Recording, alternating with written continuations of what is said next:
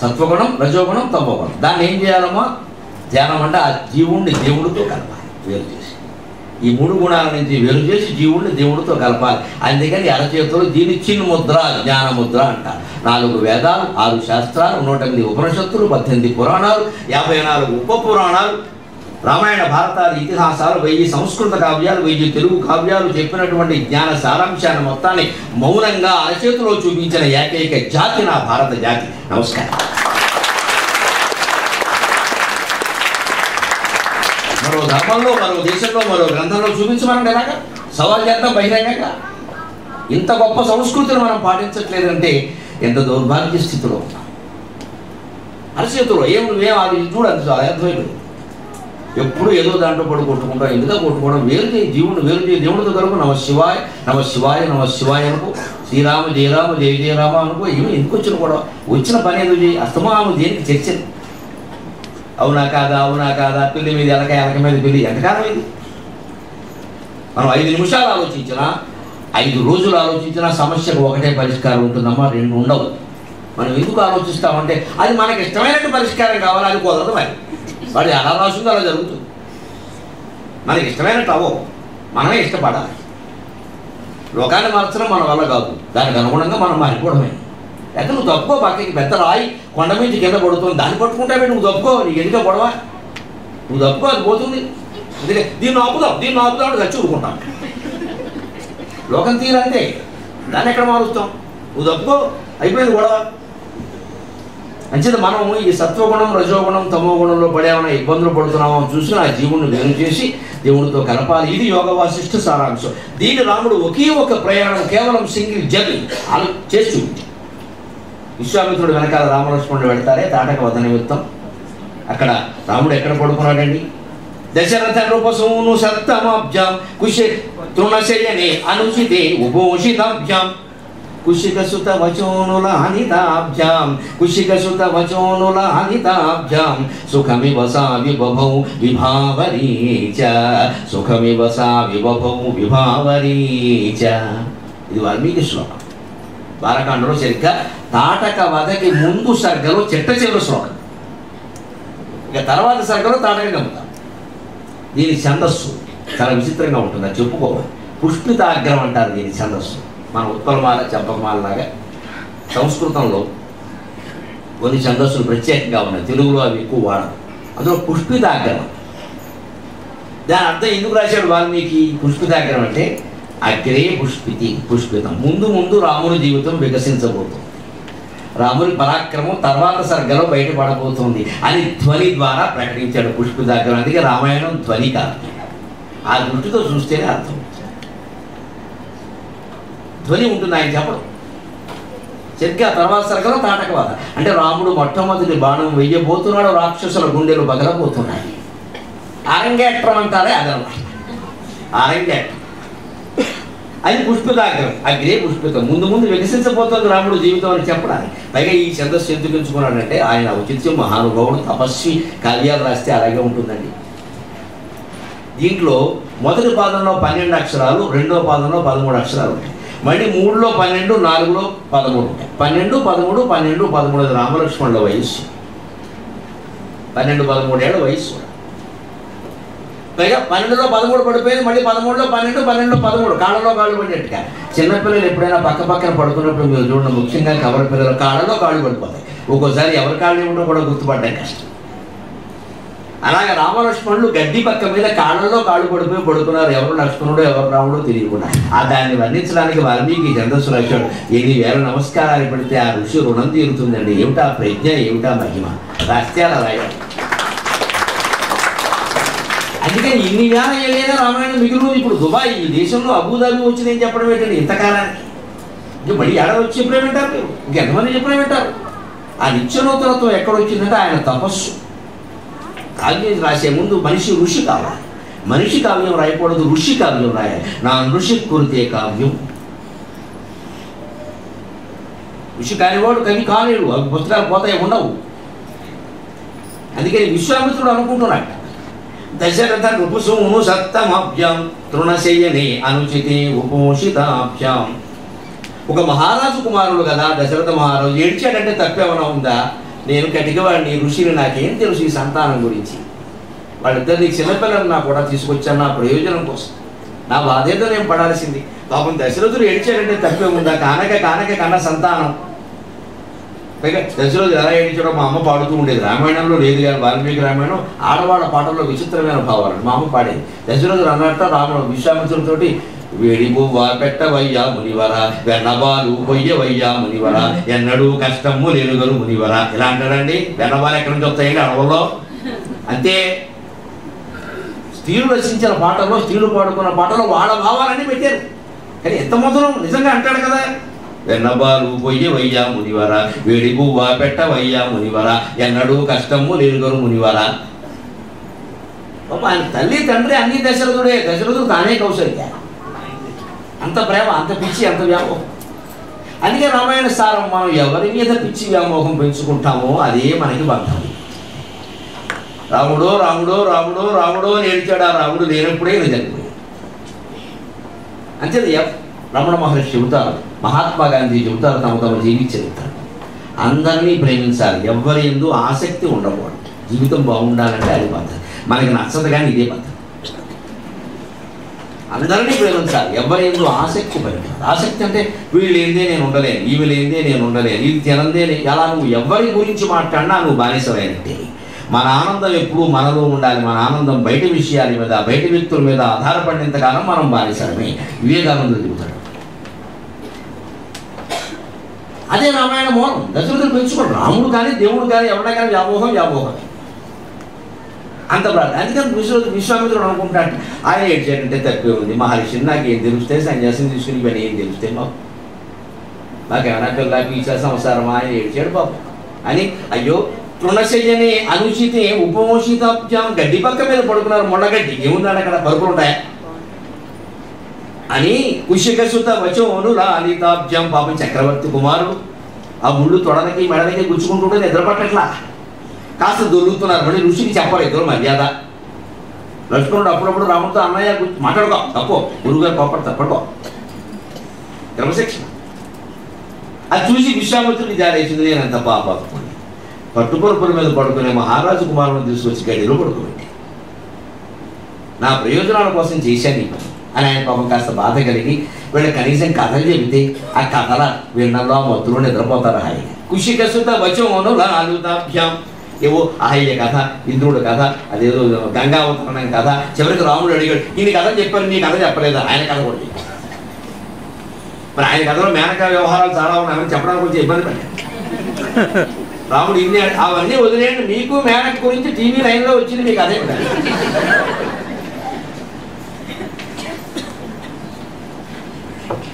ఏదో ఇది లేవయ్యా అవన్నీ లేవు, అలా కుదరదు చెప్పండి చెప్పాడు. అలా వాళ్ళ కథలు చెప్పి పడుకోబెట్టి సుఖమివసా విభవం విభావరేచ. విభావరే అంటే రాత్రి. అందుకే మ్యూజికల్ నైట్ అనడానికి తెలుగులో సంగీత విభావరి అని పెడతారు. విభావరి అంటే రాత్రి. శర్వరి, విభావరి ఇవన్నీ రాత్రికి పేరు. ఆ రాత్రులన్నీ సుఖంగా గడిచాయి. ఇవి ఈ శ్లోకం చదువుతుంటే నాకు ఒకటి అనిపించింది. ఎక్కడో అవధానం చేస్తుంటే అడిగారు. విశ్వామిత్రుడు చూస్తున్నాడు, రామలక్ష్మణుడు ఇద్దరు గడ్డి పక్కలో పడుకున్నారు. అప్పుడు ఆ ఋషికి ఏమనిపించిందో మీరు మీ శైలిలో పద్యంలో చెప్పండి అన్న మంచి అవకాశం కవిత్వం చెప్పడం. నాకు వెంటనే ఆ సర్గలో వెళ్ళిపోయి హృదయం కవిని భగవంతుడు కవిత్వం ఇచ్చాడు కాబట్టి ఈ వాక్శక్తితో పాటు కటిక నేల మీద కమలాక్షుడు పరుండి, కటిక నేల మీద కమలాక్షుడు పరుండి, ప్రక్కగూడ అతని ప్రక్కబండి. కటిక నేల మీద పడుకున్నవాడు రాముడు కాదు, విష్ణువు అని విశ్వామిత్రుడికి తెలుసు. దశరథుడికి తెలియదేమో కానీ విశ్వామిత్రుడికి తెలుసు. విష్ణువుని తీసుకొచ్చి నేను ఎక్కడ పడుకోబెట్టాను, కటిక నేల మీద పడుకోబెట్టాను. కమలాక్షుడు తామరపూలు లాంటి నేత్రాలు కలిగిన సుకుమారమైన వ్యక్తిని, లక్ష్మీపతిని, ఆ లక్ష్మీదేవిని నన్ను ఎంత తిట్టుకుంటుందో వాళ్ళు ఆయన ఎంత కష్టపెట్టారు అని నేను ఇక్కడ పడుకోబెట్టాను. వెంటనే అనుకున్నట్ట నా తపశక్తిని ఉపయోగించి ఈయన పక్క ఈయనకి ఏర్పాటు చేస్తుంది. ఈయన పక్క అంటే ఎవరు? ఆదిశేషుడు. ఆదిశేషుడిని కిందికి తీసుకోవద్దు, ఎందుకంటే అపరస్వర్గాన్ని సృష్టించిన మహానుభావుడు, జగన్ను కూడా తీసుకొద్దామంటే మళ్ళీ ఆయన నవ్వుకున్నాడు. ఎక్కడ ఉన్నాడు ఆదిశేషుడు? ఇక్కడే ఉన్నాడు. లక్ష్మణుడు ఆదిశేషుడు. అందుకని వెంటనే చెప్పాను ఆ బాధ. కటిక నేల మీద కమలాక్షుడు పరుండే, ప్రక్కగూడ అతని ప్రక్క వండి. ఎవరైనా పక్క మీద పడుకుంటారు. ఇక్కడ రామచంద్రుడు పక్క పక్కనే పడుకున్నాడు. పక్కవాడు లక్ష్మణుడు ఆయన పక్కన పడుతున్నాడు, ఎక్కడేస్తావు పక్క అది ఇంకేం చేయాలో తెలియదా. కటిక నేల మీద కమలాక్షుడు పరుండి ప్రక్కగూడ అతని ప్రక్కబండి కథలు చెప్పు ఋషికి కదిలిపోయెను గుండె కథలు చెప్పు ఋషికి కదిలిపోయెను గుండె కథను నడుపువాడు కదలకుండే.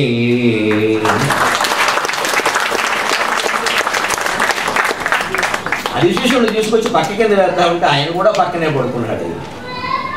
అది ఏం చేద్దాం అని కథలు చెబుతుంటే గుండె కదిలిపోయింది. వెంటనే రాముడు నిద్రలో నవ్వున పెట్ట మహర్షి. ఆ నవ్వుకి అర్థమైంది మహర్షి ఇప్పుడు ఎలా బాధపడితే ఎలాగా, ఇంకా ముందు సీతా కళ్యాణం ఉంది, వనవాసం ఉంది, రావణాసురుడు, శూర్పణఖ, బోర్డు సినిమా ఉంది, అరగంటకే బాధపడితే ఎలాగా, 2 ఇంటర్వెల్స్ అవకాశం. కంగారు పడకయ్యా, ఇదో నాటకం ఏమిటి, ఇక్కడ ఉండిపోతావా, ఇదో అవుతావా, మళ్ళీ వైకుంఠానికి వెళ్ళవా, నువ్వు అక్కడికి రావా. ఇది మహర్షి లోపల అనిపిస్తుంది సహజం కదా. ఆయన మహర్షి జ్ఞాని, మనలాంటి వాడు కాదు. అది కథను నడుపువాడు కదలకుండే. కథ నడిపించే రామచంద్రమూర్తి నవ్వున పెట్టా.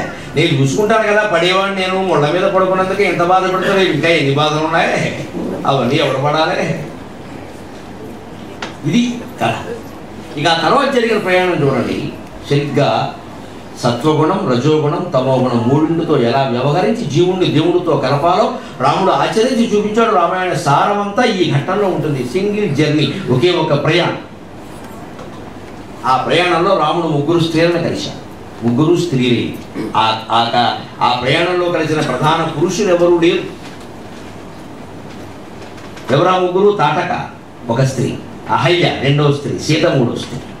కానీ రాముడు 3 పట్ల భిన్నంగా ప్రవర్తించాడు. విచిత్రంగా ఉంటుంది రామాయణం. తాటకని సంహరించాడు, అహల్యని సంస్కరించాడు, రాత్రి నాతిగా సీతని స్వీకరించాడు, మెడలో దండ వేసి. ఎంత చిత్రం అండి రామాయణం. ఒకే యాత్రలో కలిసిన 3 పట్ల 3 విధాలుగా ప్రవర్తించడం. తాటకని సంహరించాడు, అహల్యని సంస్కరించాడు, సీతని స్వీకరించాడు. కారణం తాటక రాక్షసి తమోగుణాన్ని సంహరించాలి. అహల్య రజోగుణం ఎల్లారు చాలా గొప్పది, గొప్ప పతివ్రత. 45 ఏళ్ల వయస్సు, 22 ఏళ్ల కొడుకు శతానందుడు. ఆయన జనక మహారాజు పురోహితుడు. ఆ వయస్సులో తప్పు చేస్తుందా ఏ స్త్రీ అయినా? కానీ ఇంద్రుడు ఆయన వైభవం అవి ఏవో వెట్టి వాడు మొగుడు లేనప్పుడు వచ్చి ఏదో వెదవ క్యాసెట్ అన్నీ వెత్తి పొరపాటు చాపల్యానికి లోని. మీ ఆయన్ని ఎప్పుడైనా ఇలా చూశాడు, వీడు బళ్ళ దగ్గర వీడు మాట్లాడు, పక్క వాళ్ళ దగ్గర మాట్లాడతాడు. కానీ ఈ మాటలకే పడిపోకూడదు. ఏ వయస్సులోనే జరుగుతాయి దోషం. 22 ఏళ్ళ కొడుకున్నాడు, పొరపాటుని అది కూడా మనం అపార్థాలు చేసుకోవద్దామా. అహల్య ద్రౌపది సీత తారా మండోదరి తథా పంచకన్యా స్మరే నిత్యం మహాపాతకనాశనం. పొద్దున్నే స్మరించుకోవలసిన స్త్రీ అహల్య అన్నారు. ఆవిడ తప్పు చేస్తే ఈ మాట అంటారు. మతించకార దుర్మేధ దేవరాజ కుతూహలాత్. ఇది మనశ్చాంచల్యం మాత్రమే, ఇంకేమీ జరగల, కంగారు పడకూడదు, తప్పుడు వ్యాఖ్యానం చేయండి. కానీ ఆ రోజుల్లో మనస్సులో చాంచల్యం కలగడం కూడా దోషమే. ఈ రోజుల్లో ఏది దోషం కాదు, నమశివాయ. మన రోజులు చాలా గొప్పవే, మనం ఏం చేసినా సమర్థించుకోవచ్చు. ఆ రోజుల్లో మనస్సులో కోరిక కలిగినా అది తప్పే, తపో జీవనం. దానికి గౌతముడు ఇచ్చిన సలహా మరోసారి తపస్సు చేసుకో. బ్రహ్మానంద స్థితిలో ఉన్న వానప్రస్థాశ్రమంలో అహల్య కొడుకునికి అన్నాం, పెద్దవాడిని చేసాం, వాడిని జనక మహారాజు పురోహితులు చేసాం, మన బాధ్యతలు అయిపోయినాయి, వానప్రస్థాశ్రమం. ఇప్పుడు జీవన్ముక్తి కోసం తపస్సు చేయాలి. ఈ వయసులో మళ్ళీ ఈ పిచ్చి బ్రహ్మానందం. నువ్వు కోరింది ఇంద్రానందం, అంటే ఇంద్రియానందం. 13 రకాల ఆనందాలు చెబుతారు. ఆనందవల్లి అనే ఉపనిషత్తులో కృష్ణయజుర్వేదంలో ఉండే ఉపనిషత్తు చదివితే అహల్య ఘట్టం అర్థమవుతుంది. కేవలం రామాయణం చదివితే అర్థం కాదు. కారణం వేదమే రామాయణంగా పుట్టింది. వేద వేద్యే పరే పుంసి జాతే దశరథాత్మజే వేద ప్రాచేత సాదాసీత్ సాక్షాత్ రామాయణాత్మన. వేదవేద్యుడైనటువంటి భగవంతుడు దశరథుడు ఇంట్లో పిల్లవాడుగా పుట్టగానే వేదం అనుకుందట, నా స్వామివారు పుట్టారు, నేను పుట్టకపోతే ఎలా? ఆయన చరిత్రను నేను ఆయన వర్ణించే వేదాన్ని నేను పుట్టకపోతే ఎలాగ? వేదం రామాయణమే. భగవంతుడు దేవకి ఇంట్లో పుట్టాడు, వేదం భాగవతమే. భగవంతుడు పుట్టినప్పుడు భగవద్ గ్రంథం కూడా పుడుతుంది ఖచ్చితంగా. అందుకే హిందూ ధర్మంలో చాలా గ్రంథాలు ఉంటాయి. ఒకే దేవుణ్ణి, వాడి మేనల్ని, వాడి శిష్యుణ్ణి, వాడి పుత్రుణ్ణి పట్టుకుని వేలాడాల్సిన క్రమ మనకి లేదు. 3 గ్రంథాలు ఉంటాయి, 3 దేవతా రూపాలు ఉంటాయి. అది మన హక్కు, మన గొప్పతనం. అది గర్వించాలి ఆ విషయం. మనం 10 మంది దేవుళ్ళను మనం పూజించట్లేదు అని అడిగితే జవాబు చెప్పండి గట్టిగా. 10 మంది దేవుళ్ళను మనం ఒకే దేవుడి యొక్క 10 రూపాయలు మనం అర్చిస్తున్నాం. ఎందుకు ఇన్ని రూపాలను అర్చిస్తాము అంటే అర్చించే రూపం కూడా దైవ రూపమే మనం తెలుసుకోవాలి ఒకనాటికి, అందుకోసం అర్చిస్తాం. ఈ విగ్రహాలను పట్టుకుని వేలాడమని కాదు. రాముడు చూస్తుంటే మన జీవితం గుర్తు రావాలి, మన ఆత్మ గుర్తు రావాలి. అందుకని ఆ ఫోటోకి దండ ఎత్తాను, ఆ ఫోటో కుంకం పెడితే ఏదో అయిపోతుంది కాదా, చూడగానే అది గుర్తు రావాలి. నాకు ఇందాక దండం పెట్టుకుంటే సీతాదేవిని చూస్తే కన్నీళ్ళు వచ్చేది. అమ్మ నేను తిట్టామమ్మా, మేము అగ్నిహోత్రం అయ్యాక కూడా తిట్టామమ్మా, దిక్కుమాలిన జాతి. అందుకని మమ్మల్ని చెప్పించుంటాం, అందుకని మా దేశం పడుకు దేశం అని నాకు వస్తూ దండం పెడుతుంటే నాకు కలిగిన భావం. నేను స్పందించకుండా నేను ఉండలేను. నేను చిన్నపిల్లని, ఓ ముద్దుబారిన హృదయాలు నాకు శాతకం. వెతికెట్టి దండం పెడుతుంటే అమ్మవారిని చూస్తే అమ్మ నేను తిట్టాం కదమ్మా, సాకలవాడ రూపంలో మేమే కదమ్మా తిట్టింది మా జాతి. అగ్నిహోత్రంలో పునీతమైన వస్తే ఇంకా నేను అనుమానించాను తల్లి, అందుకని మాకు శాపం పెట్టుకుంటావు. అన్ని దేశాలు బాగున్నాయి, మా దేశం దెబ్బతినేసి. స్వచ్ఛ భారత్ అని ఇప్పుడు చెప్పుకోవాల్సి వస్తుంది. అది కూడా ఫోటోల కోసం. నిజంగా ఉడిచేవాడు అవ్వండి. ఈ ఉడవడానికి మళ్ళీ రాష్ట్రానికి 18 మంది, కేంద్రానికి 180 మంది ఎంపిక. వాడు రోజు ఉడుస్తాడు, ఫోటోలు తీస్తాడు, పోతాడు. ఏమి జాతి, ఏం ఆలోచన. ఎక్కడ దేశం మొత్తం మీద అబుదాబీలో కానీ దుబాయ్లో కానీ ఒక కాగితం ఒక కనపడేది. నాకు కడుపులో దేవిందంటే దేవత, నేను భారతీయుడు. అందుకే నాకు ఒకసారి అనిపిస్తుంది ఈ బాధ భరించడం ఇంకా రావద్దు అనుకుంటాను. మీ మీద కోపం కాదమ్మా, నా బాధ. మళ్ళీ అక్కడికి వెళితే రేపు పొద్దున ఎల్లుండి అంటే మా చెత్తమాది. అందుకే నాకు ఇందాక సీత నువ్వు చెప్పించి ఉంటావమ్మా, నేను ఏడిపించి తిన్నాం కదా మేము. అడవులకు పంపింది చాలక, అగ్నిహోత్రంలో ప్రవేశపెట్టింది చాలక, వచ్చాక కూడా ఆక్షేపించాం కదమ్మా. అందుకని మమ్మల్ని క్షమించుంటావు, క్షమించుదా లేదు అనదు. ఇది ఫోటోను చూడగానే ఫోటో అనుకోకుండా సాక్షాత్తు రాముడు సీత మన ఎదురుగా ఉన్నారు. మన హృదయం కదలాలి. ఆ ఫోటోకు బొట్టెడదామా, మిఠాయిని ఎడదామా, అగరొత్తులు ఎడదామా, అట్టిపడి ఎడదామా చూడకుండా అక్కడ మనస్సు పెట్టాలి. అట్టిపళ్ళు కాదు, అంతరంగాన్ని పెట్టాలి. అందుకోసం ఫోటో ఎదురులో కూర్చోవాలి. దానికి దండేయడం, దానికి పంచకట్టడం, దానికి బొట్టెట్టడం ముఖ్యం కాదు. మనం కూర్చుని చూడడం ముఖ్యం. ఆ కూర్చున్నప్పుడు మన మనస్సులో కలిగే భావాలు ముఖ్యం. అది రామాయణం. అప్పుడు మన జీవితం ఒక క్షణంలో మారుతుంది. ఇన్ని యుగాలు అక్కల. ఇది చూడండి ఎంత చిత్రమో. అహల్యని జాపల్యానికి లోనైన తపస్సు చేసింది. అంటే ఇంద్రుడిని పంపించి రాముడు రాగానే విముక్తి అంటే అర్థం ఏంటంటే రాముడు దేవుడు, ఇంద్రుడు ఇంద్రియ భోగాలు. మన మనస్సులోంచి ఎప్పుడు ఇంద్రియ భోగాల మీద కోరికలు వెళ్ళిపోయి భగవంతుడిని మన మనస్సులోకి ఆహ్వానిస్తామో అప్పుడు మనం అందరం రాతి లాంటి జన్మలను నాతిగా చేసుకుంటాం. ఇది అహల్య వృత్తాంతం.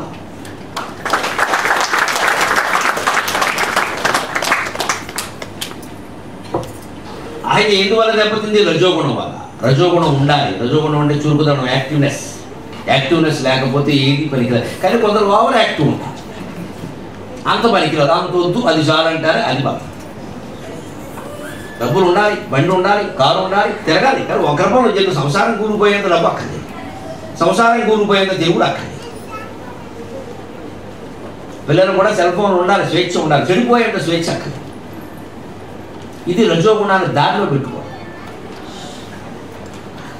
తమో గుణం అంటే తాటక, ఆ రాక్షసి అంటే తమో గుణం, క్రౌర్యం, హింస, నిద్ర, బద్ధకం, ఆలస్యం. దాన్ని సంహరించాలి. తమో గుణాన్ని ఇప్పుడు బతిమాలకూడదు.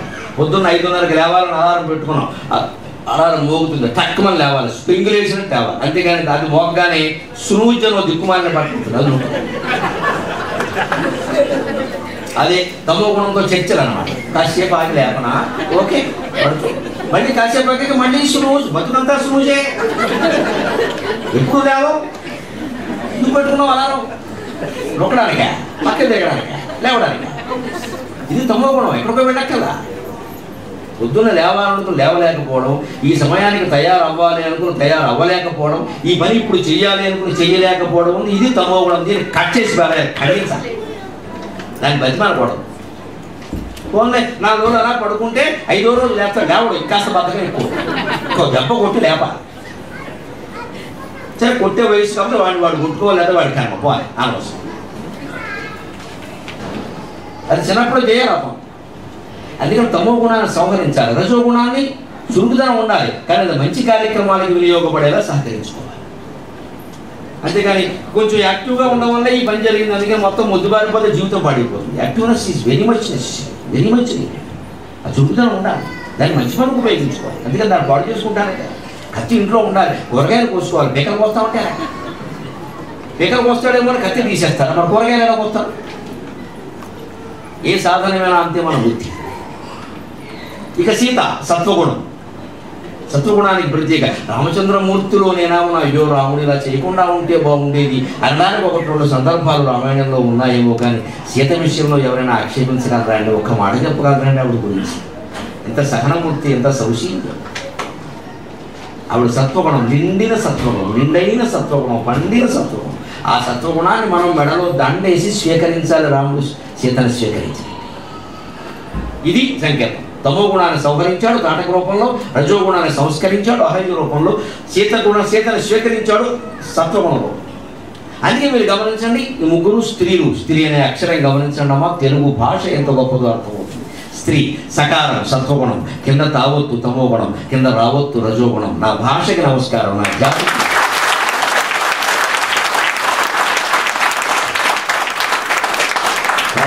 ప్రపంచం మొత్తం మీద ఏ భాషలోనైనా ఆడది అనే అర్థం వచ్చే ఏ పదాలైనా తీసుకుని ఎవరినైనా ఈ వ్యాఖ్యానం చేయమని యజ్ఞోపేతం తీసి అవతల బాగా అభ్యంతరం. అంత గొప్ప ఆ భాష దూరం అవుతున్నాం. మీరు దూరం అయితే నాకు బాధ లేదు, మేము దూరం అవుతున్నాం. మీరు దూరం కాక తప్పదు, ఇక్కడ మాకేం కర్మ, మేము దూరం అవుతున్నాం. ఏ రైలు ఎక్కినా నాకు బాధ. ప్రతి పిల్ల ప్రతి తల్లితో ఇంగ్లీషులో మాట్లాడుతాం. మూతి మీద మాట్లాడేద్దామని పాపం ఇంగ్లీష్లో కథ చెప్పడం ఏంటండి? తల్లి పిల్లకి ఏం కామండి, తెలుగులో చెప్పలేదు.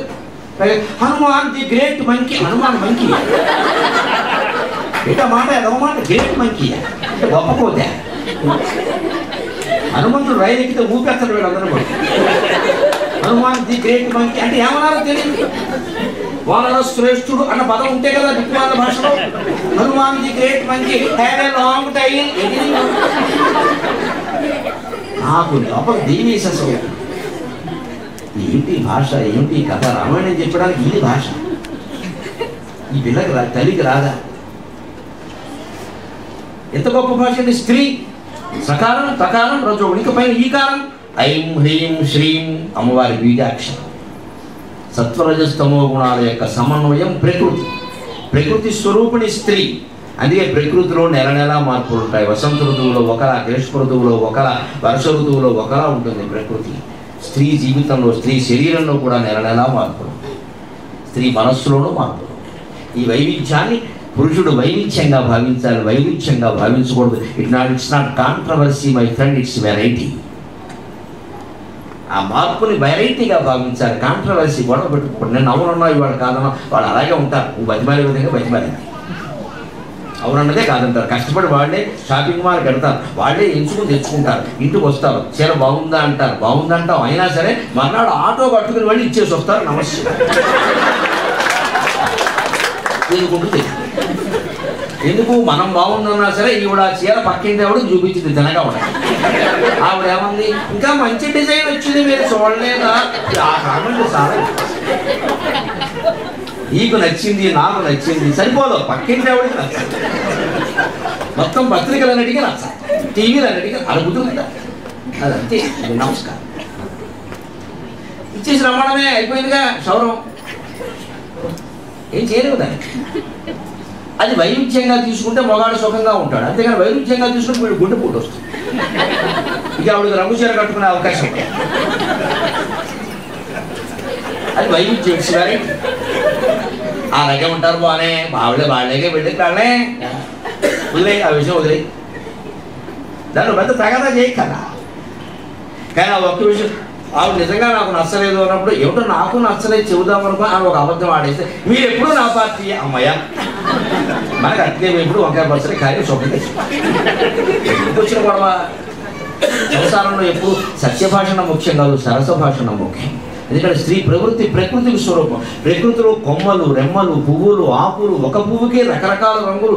ఈ సున్నితత్వాన్ని అర్థం చేసుకున్నప్పుడే పురుషుడు విజయం లేదా పురుషుడు విఫలమైంది.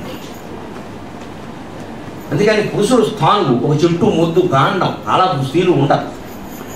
నేను ఉన్నట్టే నువ్వు ఉండాలంటే అలా రెండు భిన్నంగా ఉండబట్టే స్త్రీ పురుషుడు. ఇది స్త్రీతత్వం. ఒక స్త్రీ తమో గుణం, ఒక స్త్రీ రజోగుణం, ఒక స్త్రీ సత్వగుణం. అలాగని తమో గుణమైన తాటకలో రజోగుణం లేదని కాదు, అది ఉంటుంది, అది పైకి వచ్చింది. అందుకే జడ వేస్తారు, స్త్రీలకే వేస్తారు, పురుషులకి వెయ్యం ఉండదు. వెయ్యం జడలో కూడా 3 పాయలు. అవి సరిగ్గా చిప్పు తీసి నూనె రాసినప్పుడు 3 పాయలు, సత్వగుణం, రజోగుణం, తమోగుణం. కానీ అల్లేసాక మీరు గమనించండి, ఎప్పుడు చూసినా 2 పాయలే కనపడితే 3 పాయ ఎక్కడ ఉంది? జడ చూసుకోండి, ఎక్కడుంది జడ అని కొత్తిమీర కట్టలే. నమస్కారం.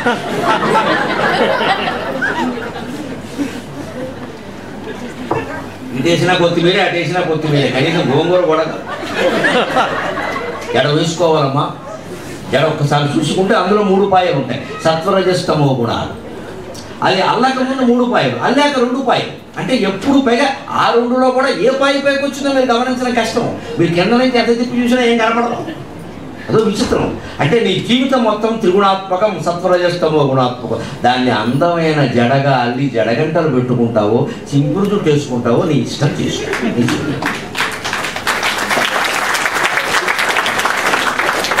ఇది భారతీయ సంస్కృతి. ఒక రామాయణంలో కాదు, జడలో ఉంది. ఒక భౌతికమైన ఒక ఆచారంలో, ఒక శిరో అలంకరణలో ఇంత తత్వం ఉంది. ఎందుకంటే జడ అంటే అలాగా అది అర్థం కావాలి. అర్థమైతే జడ ప్రపంచం అంతా అర్థమైంది. త్రిగుణాలు ఉంటాయి, వాటిని తీసేరు. వాటిని అందంగా అల్లుకో. ఎంత సింపుల్ చుట్టూ ఉంటే అందంగా అల్లేసాం, కొబ్బరి నూనె రాసాం, ఎంత అందంగా ఉంది. ఆ జడతో అప్పుడప్పుడు మొగ్గును కొట్టచ్చు. ఇప్పుడు కొట్టడానికి కూడా లేదు. దూరం పూర్వం ఎంత పొడుగు జడ ఒక దెబ్బ కొడితే బకెట్లో పడిపడింది. ఇప్పుడు ఏమీ లేదు, మాకు భయం లేదు. కొత్తిమీర కంట ఏం కొడతాం? ఆ అవకాశం కూడా రెండు, ఒక అపూర్వమైన అవకాశం కోల్పోయింది. ఇది ఎంత తత్వం, అది గ్రహించాలి ఖచ్చితంగా. ఇప్పుడు చూడండి, ఈ తర్వాత వెంటనే సీతాదేవిని వివాహం చేసుకున్నాడు. అప్పుడు ఒక కథని, ఒక రామాయణం లాంటి పవిత్రమైన కావ్యాన్ని దేశభక్తి సుందరంగా తీర్చిదిద్దాడు కరుణశ్రీ జంధ్యాల బాబాయ్ శాస్త్రి. సీతా కళ్యాణ ఘట్టం మీద 10-15 పద్యాలు రాశాడు మహానుభావుడు. ఆయన అంటాడు, ఈ విల్లు విరిచిన సందర్భంలో అప్పుడు బ్రిటిష్ వాడు పరిపాలిస్తున్నారు. 1930 నాటి పద్యాలు. స్వాతంత్రోద్యమం నడుస్తాం. భారతీయులందరినీ స్వాతంత్రోద్యమానికి పురుకొల్పాలి. ఆయన రాస్తున్నది రామాయణం. ఆ సమన్వయం చూడండి. రాముడు విల్లు విరిచాడు. చల్లని విల్లు విరుచునే నల్లవాడు 10-16 ఎల రాసపడుచువాడు. చల్లని విల్లు విరుచునే నల్లవాడు 10-16 ఎల రాసపడుచువాడు. సిగ్గు సిగ్గంసు లేచి గర్జించినారు, సిగ్గు సిగ్గంసు లేచి గర్జించినారు, కనులు పుట్టిన తెల్లమొగాలవారు. ఇది కరుణశ్రీ. ఎంత హాయిగా రాస్తారండి, ఎంత మహానుభావుడు. చల్లరి విల్లు విరుచునే నల్లవాడు. ఈ రాముడు అలాగా ఉంటాడు, నీల రహస్యం. ఈ 40 ఎవరో విల్లు విరిచాడు. నేను ఇక్కడ రాజులందరూ ఇక్కడ పడుకున్నా, కడుగు తప్పుకుని మాకు చేత కాదని మీరు చేతకాకగా ఇచ్చింది. సీతాదేవి స్వయంవరం ఏడాది జరిగింది. అదే ఒక పూట సినిమా షో కాదు, ఏడాది. జనకుడు వెంకటపురాడు పెళ్ళి అవుతుందా అవుదా? మధ్యలో భార్యతో ఆలోచించాడు, పని మార్చేద్దామని. ఏం చేస్తాడు ఆయన? బాధ అయింది, కన్యాదానం చేయండి బాగుంటుందని చెప్పింది ఆవిడ. ఆలోచించాడు బాబు. ఇంత చేస్తే ఆవిడ వయసు ఎంతంటే పెళ్లినాటికి సీత వయస్సు 6-7 ఏళ్ళు. ఆవిడ చేసేవారు అలాగే. 8 వర్షాలు భగవత్కండి 8 ఏళ్ళు పెళ్లి చేయాలి. ఇప్పుడు 20 ఏళ్ళు వచ్చినా చేయట్లేదు, వాడే చేసుకుంటున్నారు, గొడవలేదు. అంతకాలం చెప్పితే వాడే చేసుకుంటారు. అప్పుడే మేము కట్టుకున్నాడే. అందుకని ఓ నల్లాడు ఒకడు వచ్చి విరిచాడు. కోపం వస్తే మనం అలా అంటాం కదా. కర్రెడు ఎలా ఉన్నాడో చూడు. చల్లనే విల్లు విరుచునే నల్లవాడు. పైగా ఎంత వాడు, ఆయన వయస్సు ఇంత చేసి 13 ఏళ్ళు. 10-16 రాసపడుచువాడు. ఇంత చేస్తే 16 ఏళ్ళు కూడా లేవుకుంటా వీళ్ళు విరిచాడు. మరి విరిచాడు చూసాం. అచ్చమించేవాడు ఇలాగే అంటాడు. ఈ చిన్నపిల్లలు చేయడం ఏంటంటే ఏదో మాయింది ఇక్కడ. జనక మహారాజు మ్యాచ్ ఫిక్సింగ్ చేసి ఉంటాడు. ఆయన పట్టుకోగానే విరిగిపోయాడు. ముందేదో అనుకున్నాడు అని. సిగ్గు సిగ్గంసు లేచి గర్జించినారు. మిగిలిన రాజులందరూ సిగ్గు సిగ్గు అని లేచి గర్జించారు యుద్ధానికి. దానికి సిద్ధం విలువ విరవడేది కానీ. ఎవరట? కనులు పుట్టిన తెల్లమొగాలవారు. వాళ్ళంతా తెల్లమొగాలు వేసుకుని అసూయతో బాధపడుతున్నారు. ఇందులో దేశభక్తి సందేశం అని. ఆ రోజుల్లో ఉద్యమం ముమ్మరంగా జరుగుతున్న రోజుల్లో నల్లవాళ్ళకి చెప్తున్నాడు, మనం ఏ ప్రజ్ఞ చూపించినా తెల్లమొగ వేసుకుంటాడు రా తెల్లాడు. వాడి అసూయకి మనం బాధపడద్దామా? మనం పరాక్రమించాలి, మన దేశాన్ని మనం కాపాడుకోవాలి. మీరు రాముళ్ళ పరాక్రమించండి, ఈ దేశం విముక్తం కావలసింది అని స్వాతంత్ర దిన సందేశాన్ని అందించాడు మహానుభావుడు. రామాయణాన్ని, దేశభక్తిని. అందుకని మరి అక్కడ ఉన్న రాజులు తెల్లవాడు తేలపోరు. రాముడు నల్లవాడు, మనం నల్లవాడు. ఇండియన్స్ అంతా బ్లాక్సే కదా, సుమారుగా నల్లవాడు అంటారు కదా. అది పర్వాలేదు, అది బాగానే. మన భగవంతుడితో పోల్చాడు, మనం ఆనందం. మరి వాళ్ళంతా బ్రిటిష్ వాళ్ళు ఎలా అవుతారంటే అందుకోసం కవి కనులు పుట్టిన తెల్లమొగాలవారు, వాళ్ళు నల్లుగా ఉన్నారో ఎలాగా ఉన్నారో నాకు తెలియదు, కానీ అప్పుడు అసూయ పడ్డం కారణంగా తెల్లబడ్డారు, పారిపోయిన మహానంట. అందుకని తెల్లమొగాలవారు బ్రిటిష్ వాడు అన్నమాట. నల్లవాళ్ళు ఏ ప్రతిభ